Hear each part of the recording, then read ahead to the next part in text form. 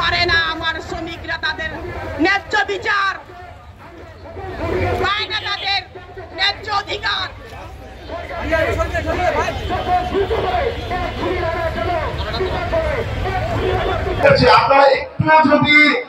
কনসালটেন্সির পক্ষ থেকে আমরা আজকে রানা প্লাজার 12 বছরের যে বিষয়টি এসে সেখানে এসেছি।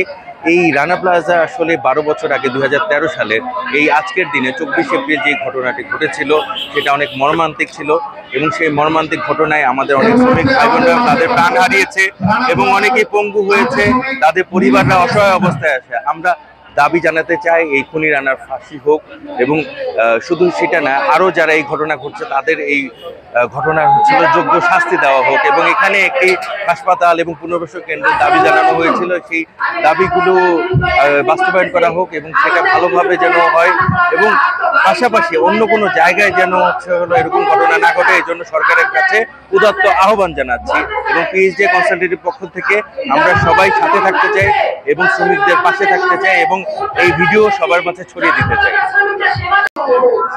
আমরা WRDF মানে ওয়ার্কার্স রিসোর্স সেন্টারের পক্ষ থেকে মানে যে নিহত রানা প্লাজায় যে নিহত শ্রমিকরা আছে তাদের নিহত শ্রমিকদের প্রতি শ্রদ্ধা জানাই এবং আহত যে শ্রমিকরা আছে তাদের এবং নিহত শ্রমিকদের পরিবারের পুনর্বাসন, তাদের চিকিৎসা এবং পুরো একটা জীবনের সমান ক্ষতিপূরণ আমরা দাবি করছি।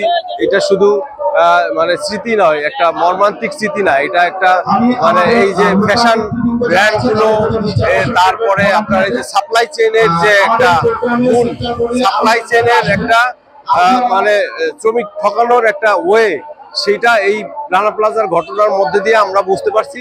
সুতরাং আমরা চাই যে ভবিষ্যতে এই ধরনের কোনো ঘটনা যাতে না ঘটে এবং এই ধরনের ঘটনার জন্য ফ্যাশন ব্র্যান্ড যাতে দায়বদ্ধ থাকে এবং কারখানা মালিকরাও যাতে এটার জন্য দায়বদ্ধ থাকে।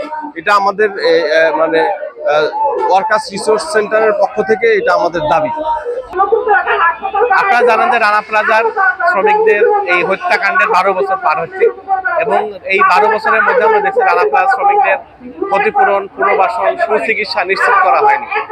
আমরা মনে করি যে এই সুচিকিৎসা নিশ্চিত না করার ফলে আজকে শ্রমিকরা পথে পথে এবং ঘুরতেছে, চিকিৎসার অভাবে তারা মৃত্যু যন্ত্রণায় ভুগতেছে এবং এই রানা প্লাজার এই ঘটনার জন্য রানা প্লাজার মালিক ও এই গার্মেন্টস কারখানার মালিকদের বিচারের আওতায় তাদের শাস্তি নিশ্চিত করা হয়নি, যার কারণে যদি শাস্তি নিশ্চিত না হয় তাহলে অন্যান্য কারখানার শ্রমিকরাও নিরাপদ হবে না। যার কারণে আমরা মনে করি পরিবর্তিত সরকার দ্রুত সময়ের ভিতরে রানা প্লাজা শ্রমিকদের ক্ষতিপূরণ, সুচিকিৎসা, পুনর্বাসন নিশ্চিত করবে, পাশাপাশি এই ঘটনার জন্য যারা দায়ী ব্যক্তি তাদেরকে শাস্তি নিশ্চিত করবে বলে মনে করি।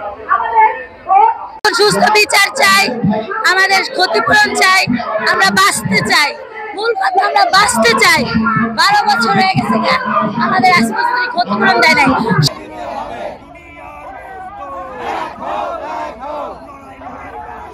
লড়াই করে বাঁচতে চাই, দাবি আদায়ের সংগ্রাম।